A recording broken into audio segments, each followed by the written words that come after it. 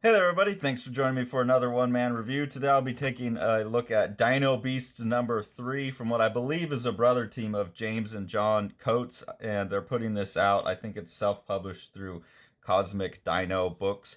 This is a pretty large publication. You can see here's The Abolition of Man number 1, which is out now. Regular-sized comic, normal-sized comic that you would pick up. So it's quite a bit bigger than that. I like that. I like that format for the art. The art in the book by James is really quite good. All of the ink art.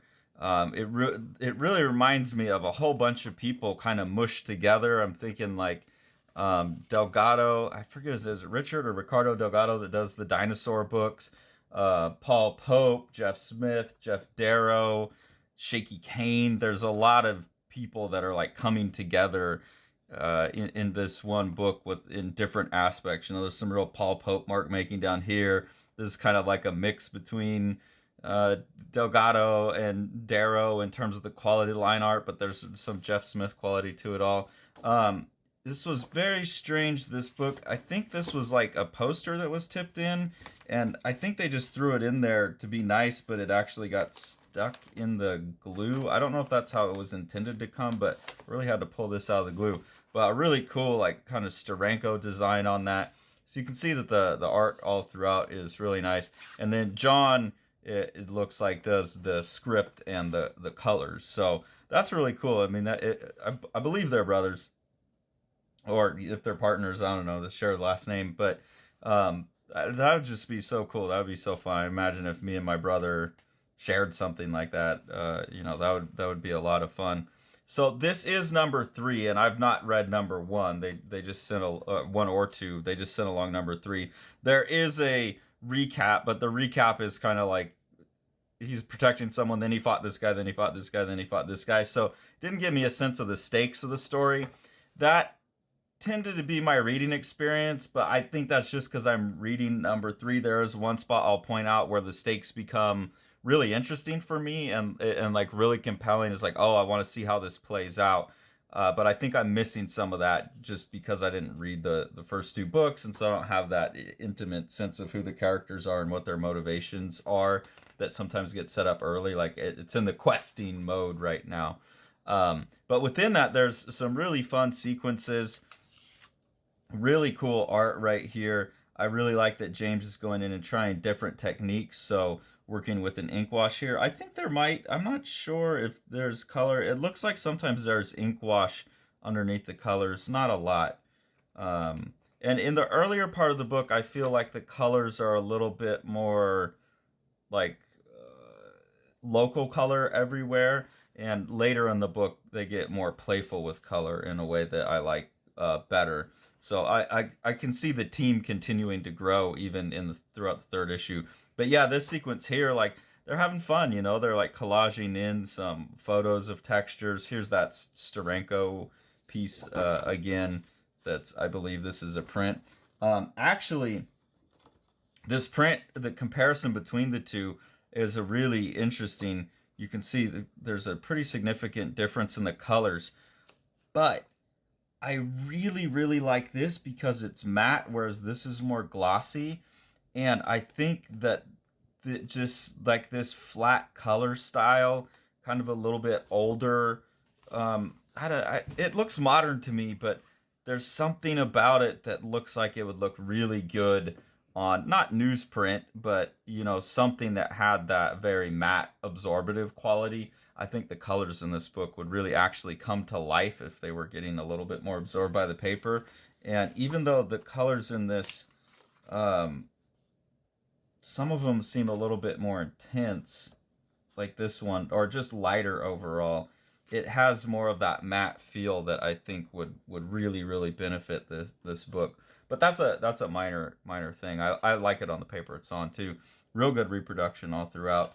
One thing that I noticed with the art is every time that the characters are shown close, there's almost like too much detail in the scales, but it's not like super realistic either.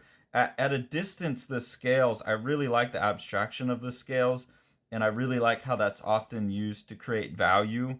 like texture and value at the same time. It integrates the line work and stuff. Anytime they go close, I feel like it's the line work is one thing, like that's representing all the contours of the muscles and stuff, and then the like more tightly rendered scales don't like move out. They don't fade out of it. They just kind of, it looks like a pattern slapped on top of it. So that's the only part that I had a problem with the art, is I just feel like the scales are handled better at a distance. A weird minor thing to point out, but anyways, the majority of what this book is like a cool adventure story with dinosaur people in it, and even some like the T-Rex here is more like a real dinosaur. And this just brings back all kinds of things that I loved as a kid. Like there was these toys that we had, I forget what they were called, Dino something or another's, and they would have like little things that you would snap onto the dinosaurs like that. So that's really cool. I really like that. And like, I mean, what kid doesn't like dinosaurs and Jurassic Park and all that stuff? So it's bringing back a lot of fun and nostalgia. And then it's like the kaiju thing. You get the dinosaur battle, and that have a lot of fun and do just a really really great job, I think, of figuring out how to make these strange bodies move and how they fight. So I think there's a lot of good staging and cartooning in there. Then this scene right here, this is another one where it just called back to something I loved as a kid. Is it reminded me of Fern Gully, where they had that bat that was voiced by Robin Williams. It's delicious and nutritious, tastes just like chicken. So it reminded me of that, and then that started making me think of the Don Bluth, what were those, Land Before Time movies, and Petrie and all those characters. So it is really like hitting on a lot of fun nostalgia cues for me, and then putting it all into just a fun action adventure story. Here's a really nice visceral moment of this hand grabbing and squeezing an eye. Just a piece of art that I really liked. Oh, I guess I didn't. I guess I didn't put a tag on it. At some point in the story, I didn't put a tag there. But at some point in the story, you get some monkey creatures, which are the humans, and they're starting to talk about. It seems like they're trying to start some kind of revolution against the dinosaurs. And that's the part of it where it's like that shows me some long-term story kind of consequences that I find to be really interesting. And I'm really curious to see how they make that happen, like how that progression happens of like the humans versus the dinosaurs, and the humans who are still like monkeys. They don't look like a modern day human, like showing the evolution of that. I don't know how far along in history they're planning on going with this book, but that part of it is really compelling to me. But so far, at least in issue 3, I'm sure that's set up to a greater extent in issue 1 and 2, because they do talk about the humans in a way that suggests that that's been discussed before. I don't know. I can't find that scene. Anyways, it does seem to be what's going to be one of the major thrusts of the story. So I look forward to that. That's definitely the most compelling part of the story as far as what I've had access to. And then this is just a good example of where later in the book I feel something about the colors is just working better for me in these later sequences. Maybe it's a better like warm, cool balance is going on or something. It's not all those like natural earth warms all kind of mushing together. Like especially this sequence here was like the weird pinks, and just stranger choices work better, I think, a lot of the times. And so that's working well for me here in the end. And then some cool stuff at the end, where obviously we're going to go to war in the next issue. We got some special sword. There's some cool stuff here that's like a kind of a chart of so starting at the bottom, getting fish, amphibians, up to reptiloids, and then breaking off into all the different types of dinosaurs here, and putting them into first, second, third, fourth, and fifth cycle. So that's really cool. It shows, like, obviously these guys really like dinosaurs. They're those kids that know like every dinosaur name, and they really like all that information in here, and that shows up in how the characters talk to each other as well. But that's cool. It's like I don't know that this informs the story or anything particularly important to me. Oh yeah, this is high consciousness cultural beings. Okay, so this isn't necessarily then actual dinosaurs. No, this is a chart for their world. That's interesting. That suggests that my interest in the history is probably correct, because they're very interested in history. I didn't read these captions earlier. I just thought, oh, that's cool. It's a dinosaur chart. So actually, yeah, this is important to learning about the world. That's pretty cool. And then in the back here, we get another black and white one. As much as I enjoy the color work, this really gives me kind of Jeff Smith vibes. Like, James is so good at these big, thick, juicy Paul Pope, Jeff Smith combo, feels like. I would almost like this book in black and white, I think.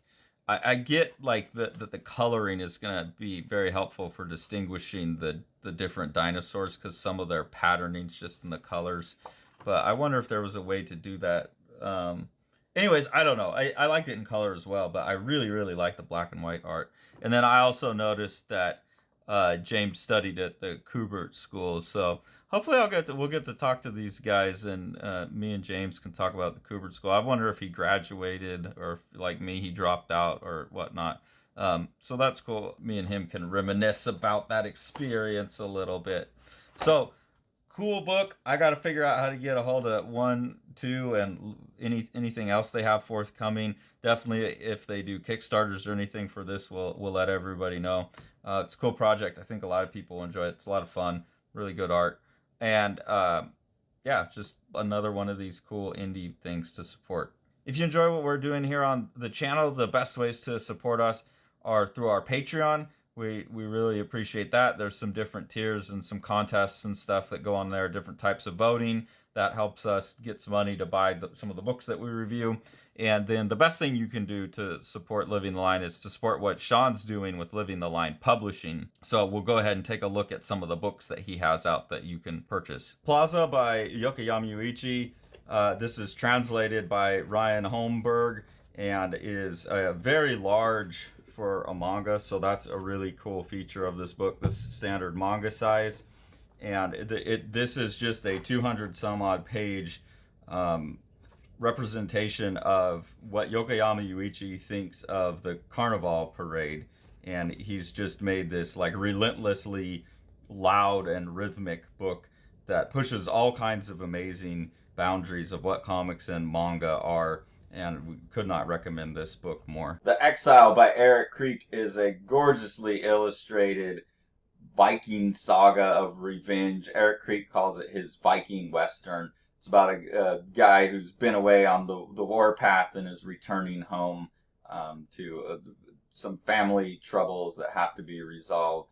And this is told in just this amazing, like, kind of 3-color art style that looks like old woodblock cuts or something. It's absolutely gorgeous book that you've got to pick up. Thanks for following along. Take it away, Jack. You want to see all these books? Smash that subscribe button and the like button and the bell, and then you get them.